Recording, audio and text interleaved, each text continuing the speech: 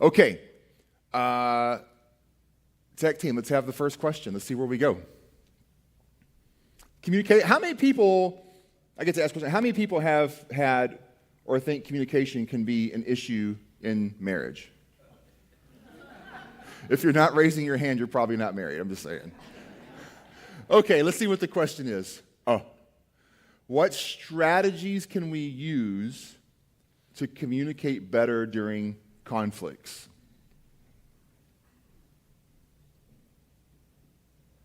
What strategies can we use to communicate better? Okay, I think speaking louder always helps. You didn't understand me. No, that's bad advice. That's bad advice. What strategies can we use? So I think there's one thing that goes into this, right? When you go into a conflict, when you're in relationship, I know this is a communication question, but when you deal with conflict, like here's kind of the secret to conflict. It is better to be righteous than right. Does that make sense? It's better to be righteous than right. That doesn't mean you quit the conflict. That doesn't mean you bury the conflict. That doesn't mean you avoid the conflict. That means you maintain character of yourself, that you honor the Lord, and you still honor the other person you're in conflict with, right? So how do you communicate better during conflict? I think the greatest strategy you can have for conflict and communication is understanding how each person in the relationship responds, period. Not everybody's going to respond at the same pace. Like there is a speed of process and a speed of response, and oftentimes that speed of response moves slower than the tongue or the emotions. Sometimes we can say things and escalate a conflict when now we got a whole other problem, right?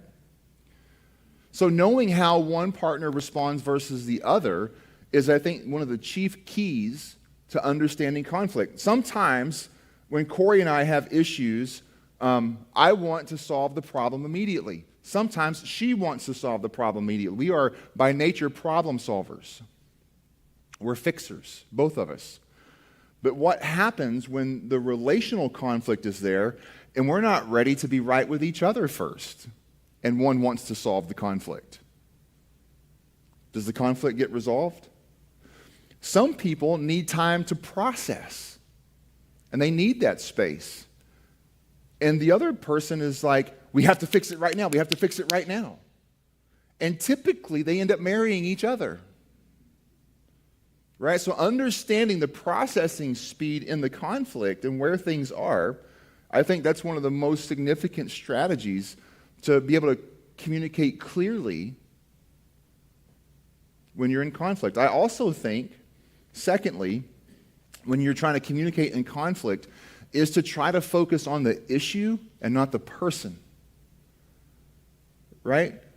Sometimes we get real accusatory when there's a conflict and real defensive when there's a conflict because we think we've been accused. So if you could actually take time together to identify the issue rather than when you do this, right? That first statement is very finger-pointing, very accusatory, and defenses happen immediately. So now there's going to be no clear communication. Like that's already fuddled, right? So to sit back and go, this situation, as it occurs, creates whatever, however words you're going to use, but if you can avoid finger-pointing and accusing, it's also going to help like bring the conflict to a point where you can actually talk about what the issue is. Yeah. I think that's two of the key things I think Corey and I practice is like, is it space and time? We had this issue the other night. Like, can you believe in the middle of game 5, we had something important to talk about? In the middle of game 5, Mavericks, Timberwolves. No matter who you were cheering for that night, Mavericks, it's one of those things. Like, I can't help it. I was born and raised there, you know? And she says, and she asked, is this a good time to talk? She did everything right. And I thought since there was a TV timeout, it was plenty of time to talk. And then it became a discussion.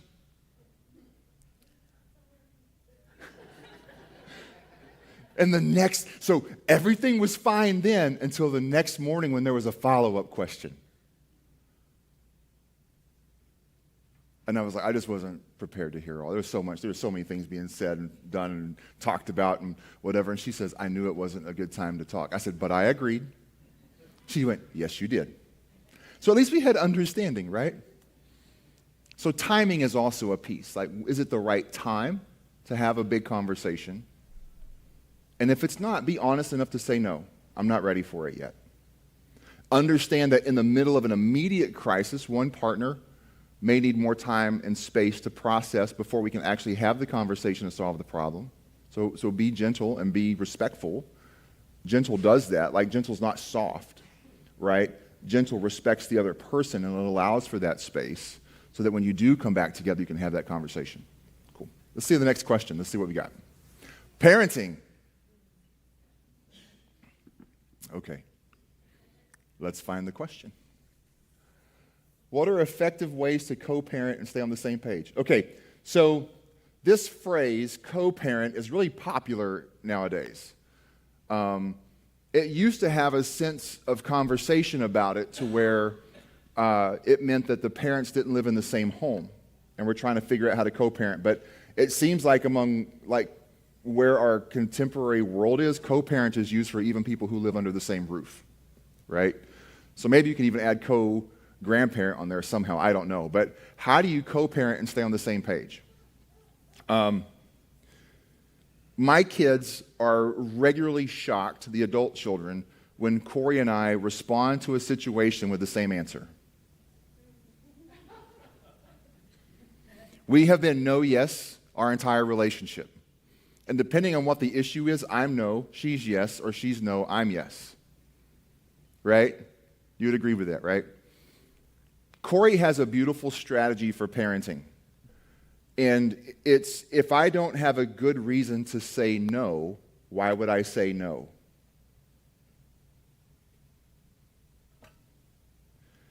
And then sometimes my parenting strategy has been, because it inconveniences me, I'm going to say no. Right? No, I don't have time for that. And Corey's like, yes, why not? So now we're immediately at odds. Well, who gets to make the final call? We just said two different answers at the exact same time. And it's not that they go ask one, then go ask the other. We're on the same page about what happens then. We're way on the same page. So this dynamic of like giving yourself space to process situations. When Corey and I were dating and we thought we were going to get married one day, we talked about everything, right? Like everything you could imagine except for all the things that we couldn't imagine. And then we ran into those in life anyway. We talked about parenting. What's discipline going to look like? Will we spank? Will we not spank? Will we use timeouts? Will we not use timeouts? What do you do? You know, and then in that dynamic, how do you respond to that? One of the things I have appreciated about Corey and our parenting is she has never been, wait till your father gets home. Right? Some of y'all grew up with that, right? Oh, wait till your father gets home. And it was a threat. So when dad got home, you were already scared, right? So Corey actually protected that space in our parenting relationship. She never used dad coming home as a threat, except I think one time that my kids can remember. And they were nervous the whole time. Knowing what the situations are, being able to respond to those situations when they happen, and supporting each other through it. One of the things Corey and I have practiced, even when we have different thoughts about parenting, is when it's in front of the kids, we're on the same page. Even if we disagree about what one parent is saying or doing, we wait until the situation is done. You know, we'll acquiesce to the other parent. Sometimes it's Corey, sometimes it's me. Whoever's taken the lead on that conversation, and then we'll acquiesce to the other, and then behind the scenes, we'll talk about it. Right? Shoulder to shoulder in front of them, behind the scenes, let's talk about how that worked. And we can disagree with how parenting works at that point. Right? And then start to work why did I disagree with it? Why does she disagree with it? How can we make it better? Right? And I think that's because you've got different personalities, different approaches, different histories, different experiences. You were disciplined differently than your spouse. So for us, that's one of the things that's worked. In front of the kids, the parent who took the lead gets the lead, and we don't fight for the lead in that moment. And then behind the scenes, if we have a disagreement, we can talk about it. Or if you really like what the other person did, affirm them. I really love the way you did this with the kids. That was awesome. I should try to do that next time. That was really great. Yeah. Corey, you want to add anything to that? No, that was last week. Okay. Let's go one more, then we'll see if we got some questions from the floor. Spiritual life, okay. Spiritual life, what kind of question do we have in our spiritual life? What are some ways to integrate our faith into our daily lives and marriage? Okay.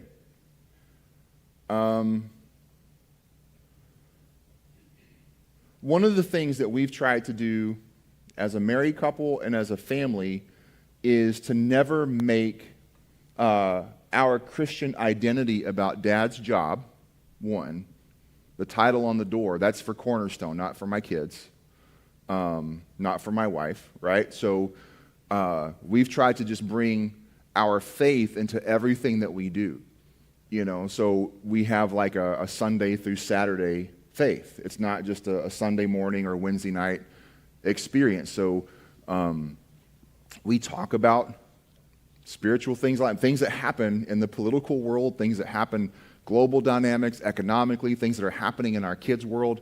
We always draw it back to something about faith. It doesn't mean that we have the perfect answers, and sometimes it means that they have to go look up some answers. Like I remember one conversation a couple of years ago, the kids got into some type of spiritual argument at the dinner table, and can you imagine that they would go, "Okay, Dad, what's the right answer?" "What are you asking me for? Just because I'm the pastor?" And they kind of laugh, like because they lived under that as PKs. "Oh, you're the PK. You have to know everything, right?" So I actually encourage them to go look it up, and we'll talk about it in 2 days. Go find some answers. Be okay with not knowing all the answers, even about spiritual life, when you're dealing with things together, and go seek answers together. I think praying together is good. Like just how do we learn to pray together? In Corey and I's relationship, that's been one of the hardest things for us to actually practice together, right? Corey, if you don't know, isn't the most talkative person in the relationship, right? And so even in our prayer lives, it goes that way. And she likes it when I pray over us. And sometimes like, well, I want you to pray more. And sometimes she's like, you got this one. Who would believe that spiritual dynamics would create tension in a pastor's family? We don't sit down and have devotionals together every day. I don't know that there's one day of our marriage that goes by that we don't talk about the Lord, though. I don't think you like my parenting answers. So we'll work on that next time. But I think the big thing is to not limit your spiritual experience to just going to church together, right? How do I bring what Jesus wants into every facet of my life? And if I don't know what that looks like, let's go learn that together. And I think that's one of the things that's really encouraged our kids. They've never had to be the pastor's kid. They're just Jeremy and Corey's kids. And we bring that faith in. For Corey, she's not the pastor's wife. She's just married to Jeremy. And we believe in Jesus together, and we have these roles that we live. And so we try to work those kind of things out. But I think making it as normal as possible is what you're working for there, right? If you believe in Jesus, your faith, it's a normalized part of your life.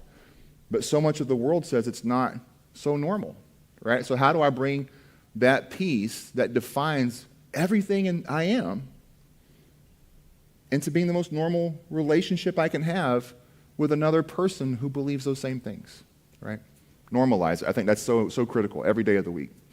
All right, let's see. Anything stirred from people? Any questions from the floor? Anybody got a question? You can throw your hand up. We got one right here.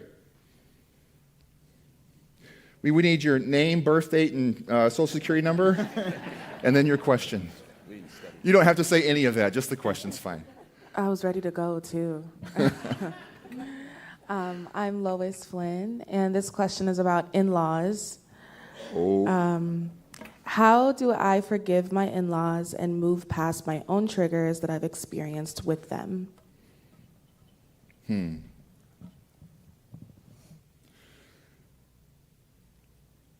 So the question on the floor is, how do I forgive my in-laws and move past my own triggers with them? This can be true of a lot of relational aspects, right? But we'll deal with the in-laws at this level. So I think, let's just take it from the very top, right?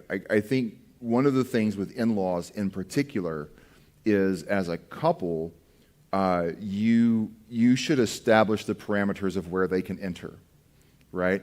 I think it's significant for the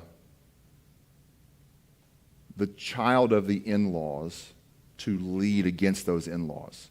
Not against them, but here's our boundary. Here's the space you can come into, and here's the space you can't go into. And when there's conflict, that person leads the charge.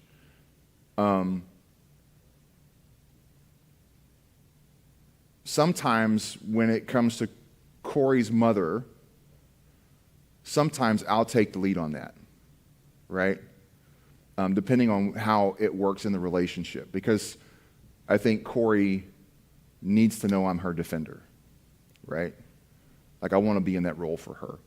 But I think when you start to set the initial boundary, right, this is significant. Another thing I think that we often don't pay attention to, it goes all the way back to Genesis 2. Moses makes this comment about the Adam and Eve relationship. He says, "For this reason we say today that a man will leave his mother and father behind, cling to his wife, and the two will be one flesh."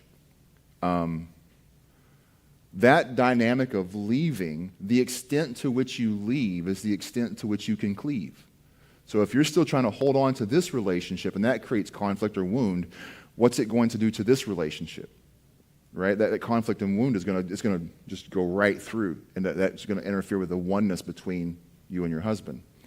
So the forgiveness dynamic, that's just true for every relationship. I think the in-law piece in particular is to go, it's significant to leave. My kids have not appreciated this completely, but when they get married, they get cut off of bill pay immediately, right?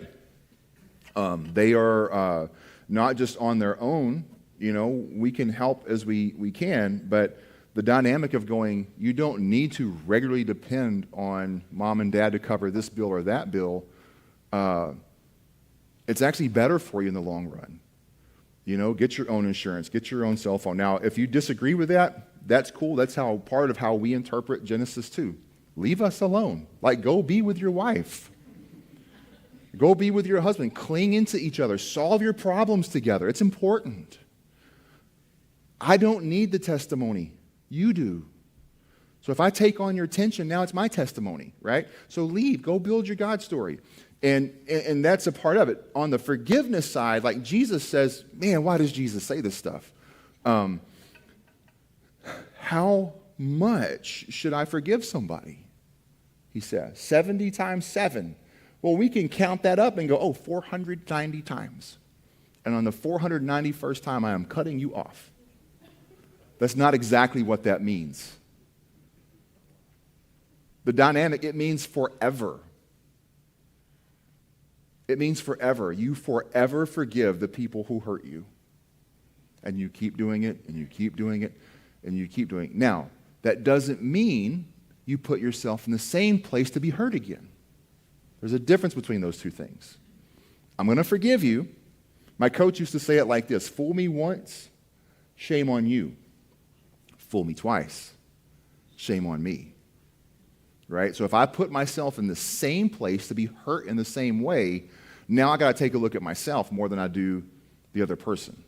Right? So I still want to be able to extend forgiveness that way and be genuine about it. And then at the same time, I need to be aware of those things of how I got hurt before. And if it's an ongoing, recurring problem, and there's something that your husband can do about that, then I would talk with him and go, I need you to lead the charge on this one because I can't do this. Right? And I think that's where you would find that. But the dynamic to forgive, that's a whole different relational context. That's between you and the Lord on the forgiveness piece. Between you and your in-laws, that may be something for you and your husband to navigate through and go, here's where I need you to lead on this one. But if you don't communicate with him on that, he can't do it, right? As much as we would like to be thought of this way, those of you who are husbands, we're not mind readers, are we? We need to be, no, it's a big shake. We need to be told, like help me know in so many more aspects. Because if I don't know, I can't help. But if I do know, then I probably can help in that situation, right? Good question. Really, that's a hard question. That's a really good one. Any other question from the floor? John, we got one here in the back corner.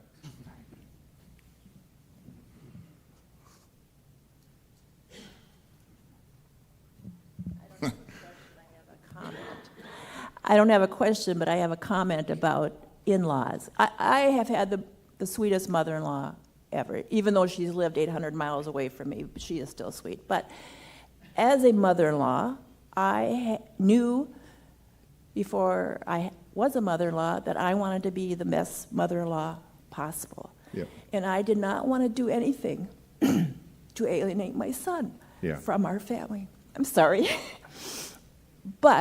And I knew from the start that nothing would come between those two. Yep.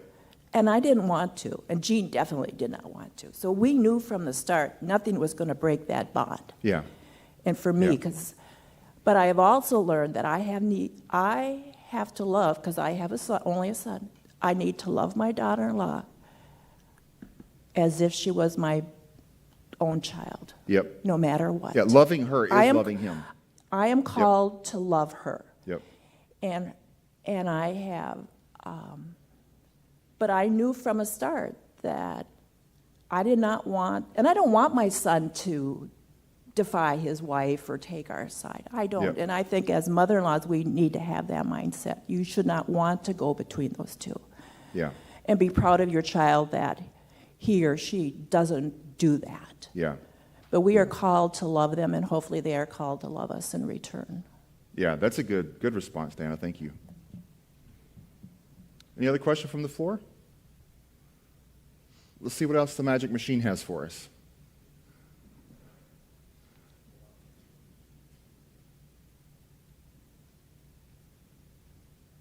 Do we have one? Household responsibilities. Okay. Someone groaned. Oh. Okay. Let's see what we have for household responsibility. Okay. Okay. How do we support each other when one of us is overwhelmed by household duties? First, don't look at each other right now.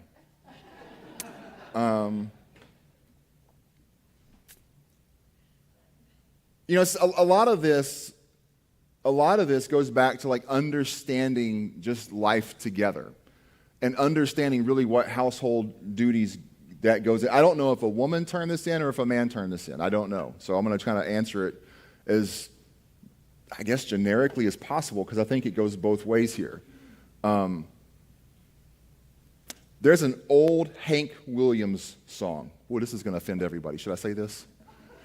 I think I'm going to go with it. There's an old Hank Williams song. I don't agree with the song, by the way.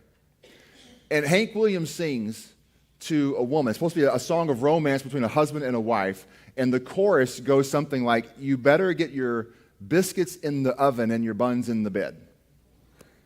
Right? And it was a number one song for Hank Williams. It just took off, and it was all over the place back in the 1940s and 50s. I don't know. When did Hank sing? 50s and 60s? That is not the life that Corey and I live together.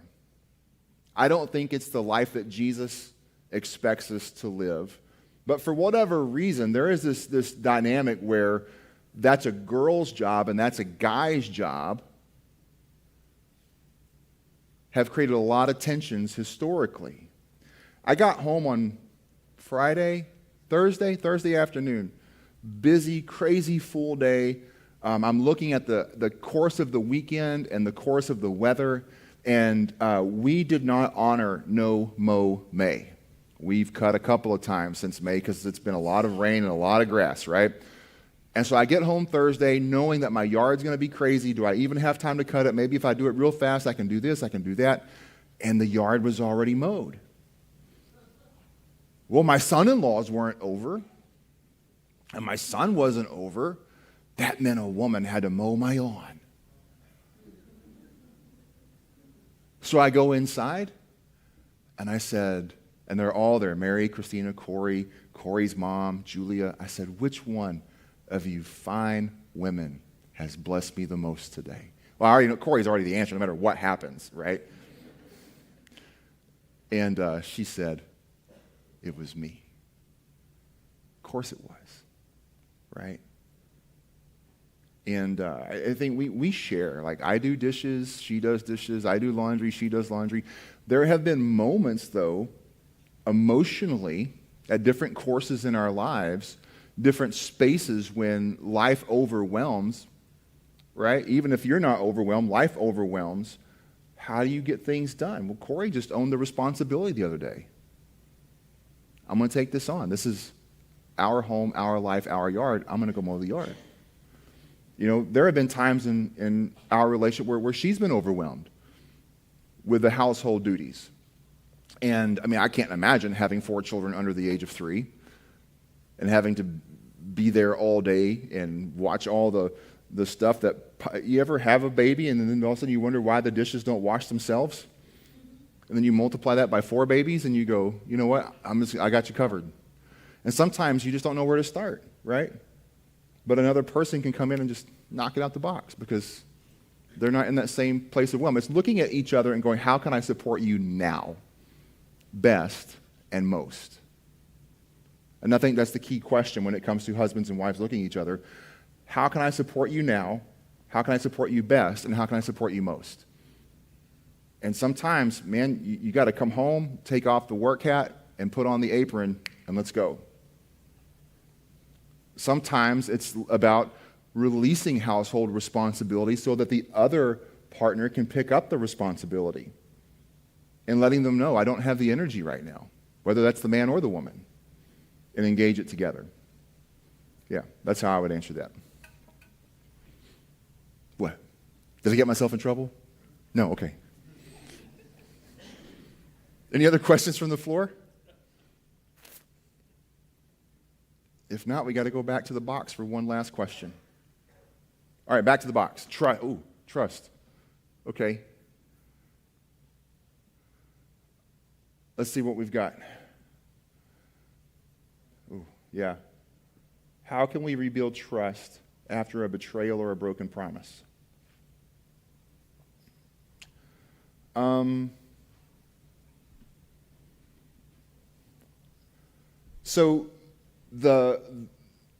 Let's see if you know this. If you're online, type it in. If you're in the room, shout it out. Do you know what the number one cause for divorce is listed on divorce decrees in America today?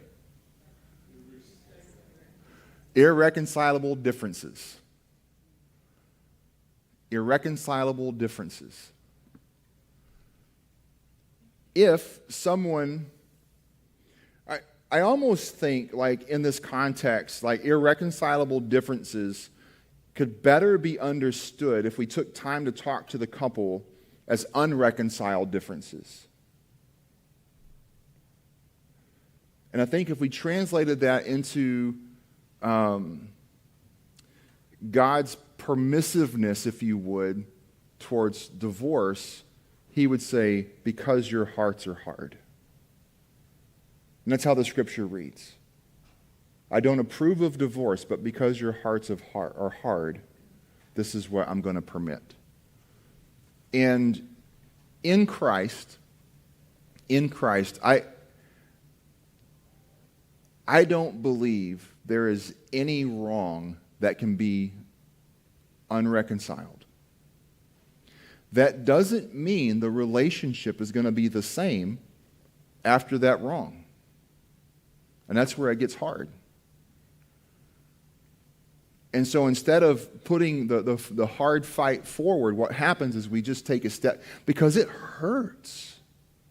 It absolutely hurts every single time. And that thing that's unreconciled, that becomes irreconciled, just leaves a hole every single time.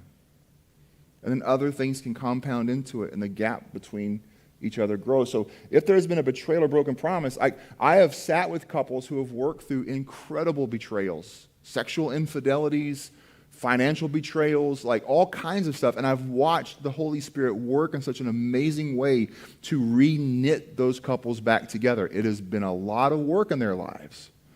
And I've seen other places where even smaller things have created incredible fractures and the marriages couldn't repair. When you start in this space, and we had a question on forgiveness earlier, right? When you start in this space, the thing you have to understand is that forgiveness is costly. To really step into a place to rebuild trust, you have to forgive, and you have to forgive completely. That doesn't mean you forget what happened. Remember, fool me once, fool me twice. Right? I don't want to put you in a place of being hurt again.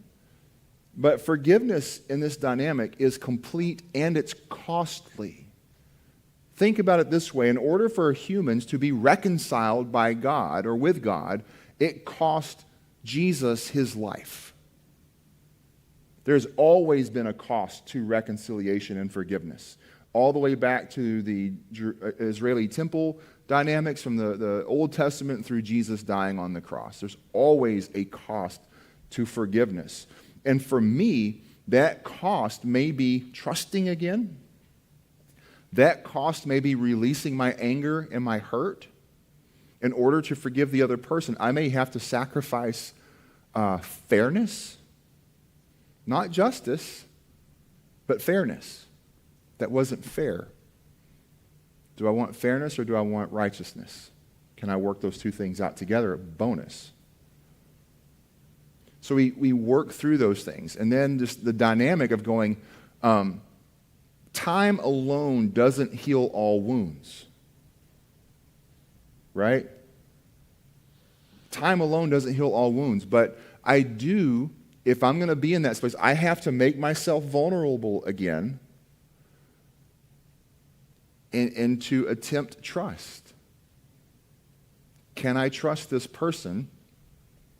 And maybe I'm not trusting them with the same things. I think having someone who can help guide you and talk with you through that is critical. You know, to work together through things. A lot of couples get stuck because they think there's no help for them. Or one person doesn't want to face the tension. And that's why they don't end up going to a couples counselor or to couples therapy. Right? So if you're the offender in this conversation, own your trouble. Recognize what you've done. And there's a pattern towards biblical forgiveness and reconciliation we can talk about. I mean, it would take a whole different sermon series, honestly. But this is the dynamic, right? The offender has to own their stuff and have remorse over it, to seek forgiveness, to have genuine regret over it. And then the person who got offended has to be willing to receive that and see it as genuine. And that's where you start to walk through things. And that's where the tensions fall in. So I would say that's the big piece. Is like, it's not just time, it's intentional time that heals the wound. Intentional time. That may be meeting with a counselor one-on-one. That may be going to couples therapy. That may be just really getting in a space where you can safely talk about the hurt. And just to be quite frank, the person who hurt you doesn't want to hear about it, but they need to. The person who's often the offender is the one who's trying to get things moved on the quickest, right? Be respectful. You hurt the person. You hurt someone that you love dearly. Now take time to heal completely. Right? And it takes intentional time to work through that. So that's a really hard question, but it's a really good question. So Kim and the worship team are going to come out. In just a moment, our ushers are going to come and receive offering together. Marriage is something that is really, to me, it's one of the most important relationships we can watch in life. And we make a lot about marriage because God makes a lot about marriage. At the very beginning of the Bible, he says, this is how the world is going to know me. You're going to be my witnesses. And you can see the same language of the Great Commission unfold in what we often call the Great Mandate, right? That commissioning of the first humans to go and multiply the earth and subdue it, to show God's goodness, his benevolence, and his authority. And marriage is that witness. And if we don't make much of that, we actually lose an incredible witness to who God is and what he's doing in the world.